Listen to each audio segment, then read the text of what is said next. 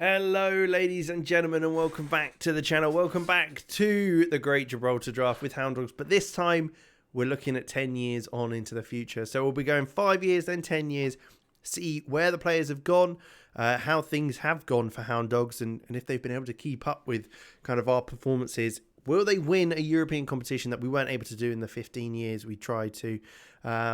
There's only one way to find out, really. We've obviously had the season we've just finished.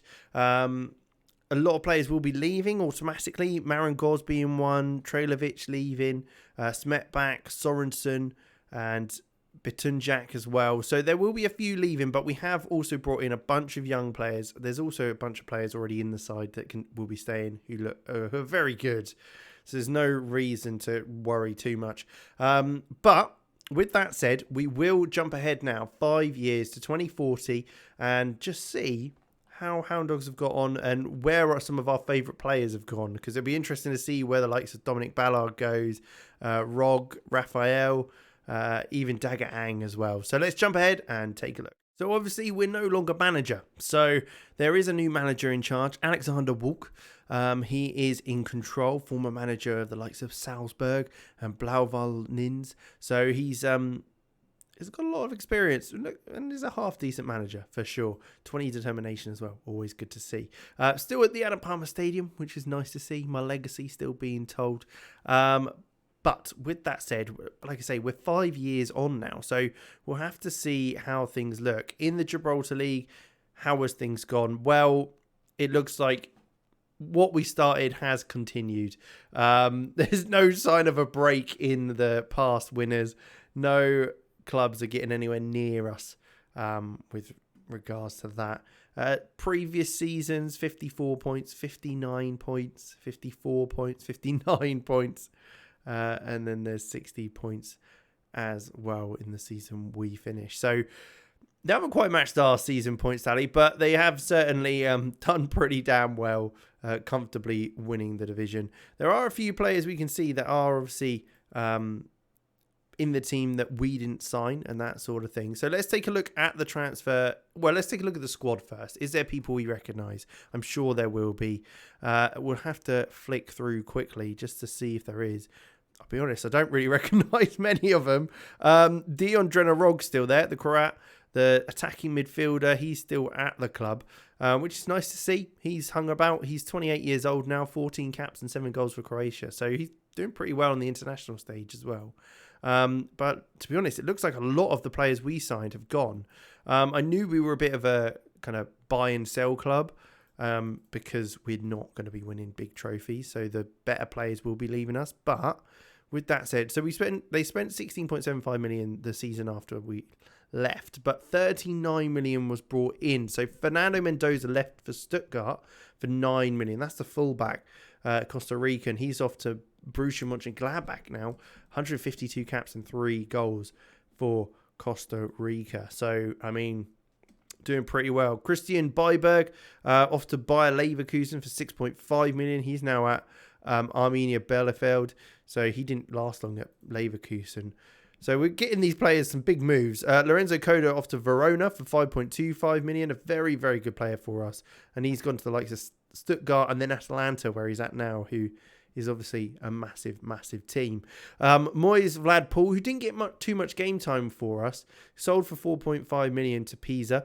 The Romanian probably could have done a bit more for us. I'm sad to say. 9 appearances only, but seems to have thrived a bit more getting that game time, which is good to see. Lucas Chiao, 3.9 million moved to Chelsea. Well, they're under 19s anyway, but he moved to Sevilla after making 11 appearances for Chelsea. Certainly a player that had a lot of promise. Whether he's reached that, I'll let you decide. But certainly a player who looked half decent when we brought him in. We saw Smetbank was leaving us. He's now at Girona as well at 28 years old. What else we got here? Dominic Ballard's gone to Everton and he's still there now. 199 appearances and 44 goals for them. 35 years old. Quite the career, I have to say. And he's played a hell of a lot of games for Everton, who are in the Championship. But there you go. He's absolutely shone there. £2 million. I mean, we've made a massive profit on him. £2 million after all that time he's been at Hound Dogs, and he was a hell of a player for him as well. So not a bad innings, that's for sure. Taha Marangoz obviously went to Hanover, but has also moved on to Schalke as well after we signed him from Dortmund for a bit of cash as well. Gavin Bazunu, who wanted to leave, did join Chelsea, but then moved on to the likes of Leicester for 2.9 million, and then Preston for 3 million, who are actually in the Premier League. Leicester got relegated. Wow. But with that, it looks like he will be retiring at the end of this season. So we'll say goodbye to Bazunu, who's in real life just signed for Saints. So it'll be interesting to see if he can do as well in that. Xavier Vallejo, one of the youngsters we brought in, has actually moved on to Leda, then Europa Point. So he's obviously back in Gibraltar. So not much there. Milan Trelovic, gone to Partizan. Was at Red Star, went to Lynx on loan. And he's now at Partizan. So there you go. We knew he was moving on, but that's where he's still at. Calvin Langley as well. He's left us for Europa Point.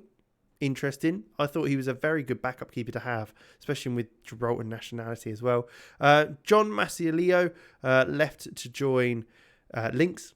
So he's a very good player as well. We didn't quite get to the stage to get to use him, really. He hadn't quite developed enough for us to use. Lasse Sorensen joined Copenhagen, where he's actually leaving to join Fortuna Dusseldorf at the end of the season. So an interesting one there as well. And then we've also got Nico Batunjak, who we knew was leaving. He's joined Dynamo, then Union Berlin, then Barry, then Atalanta. So he's at a club along with one of the other boys that had left us. I can't remember who now, maybe Coda. With that, though, there's a couple more of the younger players. Walter Villegard, who we did bring in, has left us, actually. And then, wow, okay. What a signing by me, I'm just saying. We brought him in for 3.3 million, loaned him straight back out to Boda Glimt to get game time. He played 9 games and got a goal as well for them. Before coming back to us for 11 games, then sold for 17.25 million. We made a massive profit on that. He did even get loaned back to us, so he played a bit for us before going to Juventus, where he did actually play a good chunk of games for the Serie A side before an £18 million move to Union Berlin. Out of all the players, I'm gutted that I didn't get to use him, but what a player we've managed to sign there and get Hound Dogs some money as well. So some big names in that one. Daga Ang, he left for free to join Darmstadt, where he still resides. But nice to see 130 caps for Philippines. Not bad. And also went by Forest Green Rovers. Omar Barry went to Lincoln, where he still plays. 51 caps for the Gambia. San Siviero to Dnipro. He's left and he's for sale now. 34 years old, so getting on a little bit, but certainly someone was very, very good for us. Leandro Orlando, a player that we brought in, he again was sold. He's went back to Argentina and then moved to another country. I don't even want to say. Rafael, though, went to Flamengo for 11.5 million, and now he's at Arsenal for 12. We did make a little bit of a profit. We saw that potential, and obviously Arsenal did as well during his time in Brazil. And that's why he got that move. So that makes me feel better about how we've spotted stuff. That's for sure. But otherwise, Corelli's gone to Lazio for 5.75 million. Again, very, very good signing. Another player that we didn't really use, but moved on for a bit of cash. Then we've got the likes of Juan Tovar, moved to Man United. He will be leaving on a free transfer, though, at the end of this season after 4 years there. Made a good bit of money, played 5 games for them, didn't perform well, and kind of just got shut out of the first team after that. Seems a bit harsh. Otherwise, though, Bianchi, Ferreira, 300k to Lions. Otherwise, there's the move for Walter Villagra. And then Bozikovic moved to Juventus as well for 19.75 million. Wow, we knew he was a good player. And that just shows it. 19.75, and then a move to Newcastle for 39.5. So, wow, okay. Still got that pace, performing well for, 7 goals in 50. I guess it depends where he's playing. If he's playing out wide, maybe not so much. You're not necessarily expecting the goals. But 19.75 million, not bad at all for a player like that. Otherwise, what else have we got? Adam Day going to Lazio for 22.5 million, 97 caps for Australia. He was a very good player, wasn't he? Got him on a free from Arsenal. He played a good chunk of games for us. And then got moved on for a good amount of money. So they're making lots of money, that's for sure. Luciano Salvador went to Real Madrid for 19 million as well. The Mexican we brought in from Man City, for free. Sold to Real Madrid for 19. Banged in 16 goals in 31 appearances, which isn't bad. And then a move to Villarreal for 23.5 million. So making a lot of money there for sure. Otherwise, Flores, he went for 1 million to Lynx, which I think is a good amount of money for getting something from a team in Gibraltar. Didn't quite make our money back, but still, if they had other players coming through, not bad. 51 million was spent as well, but they brought in 79, so not bad. Alexandru Suciu, another player that we brought in for 11 million, did end up selling him for a bit of a loss. 8 million to Leipzig. I was hoping he'd get a little bit bigger. On loan at Lazio, but we'll be joining them permanently in the summer. So, with that, is there much more transfers of anyone we know? Richie Bennett, he signed, but was one of the younger players that never really got game time. But other than that, Ayman Saki went to Lions on a free. He did play a few games for us in the end, but kind of lost a bit of game time when I left, which is a shame. Again, I think he could have been something really good to have in the team as someone with a bit of experience of the league. But otherwise, what else we got? Nothing really too exciting. Although, again, they're bringing in players that they are selling for a lot of money. 12 million spent on him, 22.5 million sold for. So, making money. They've carried on the buy to sell kind of mantra we started with them, playing a 4-2-3-1, similar to what we know and love, and racking in the trophies as well. It's good to see. Very, very good to see. Gibraltar, though, how are they getting on? Up to 127th. Not bad. And a few players. Luis Pedro, he's now classed himself as Gibraltar, 27 caps, 6 goals. Not a bad player to have playing there. Ferrero is another one who we had in and sold to Lions. But again, Johnny Laird, don't know who that is, but he's playing. Josh Chalinor. Again, these players are, he's definitely English because he's been in Gloucester for most of his career before a move to Mons Calpe and then Glasses United and then moved to Spain. But he's playing for the Gibraltar national team. But there you go.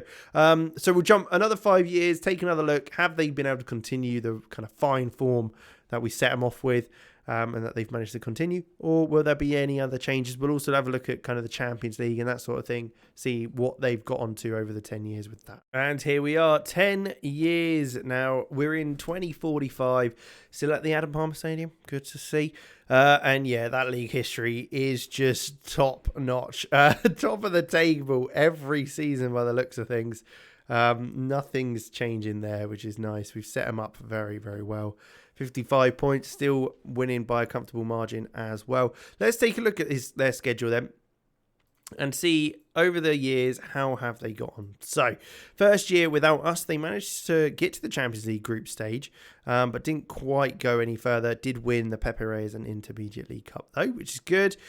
Champions League again, but getting knocked out again. Unfortunately, not getting through to any of the, must have come bottom of the league's groups as well.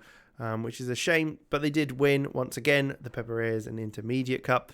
Looking at this one, we can see they actually got knocked out by Hibernian in the Champions knockout round, going into the Europa League, which they managed to get through to play Valencia, who they beat to get to the quarterfinals, where unfortunately they lost to Lorient.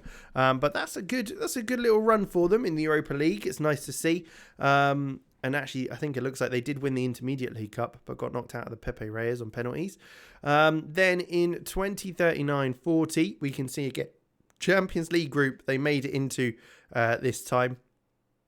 And they got actually to the first knockout round where they lost on the end 5-1 on aggregate to Bayern Munich, which, to be fair, isn't too bad going.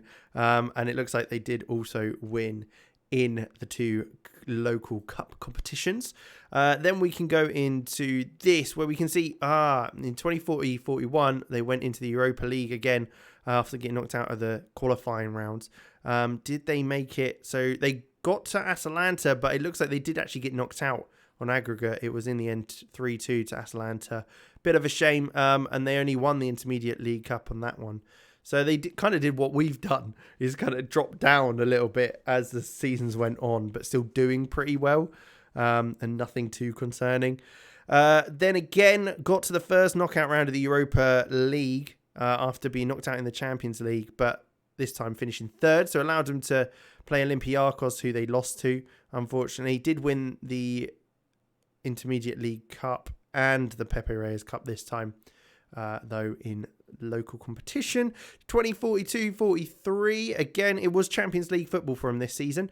They did make it all the way to the Champions League, but got stuck in the group stage, and they did actually end up winning both the Pepe Reyes Cup and Intermediate League Cup in that season. Then we look again, 2043-44, Champions League, but looks like they were knocked out in the group stage to go into the Europa League.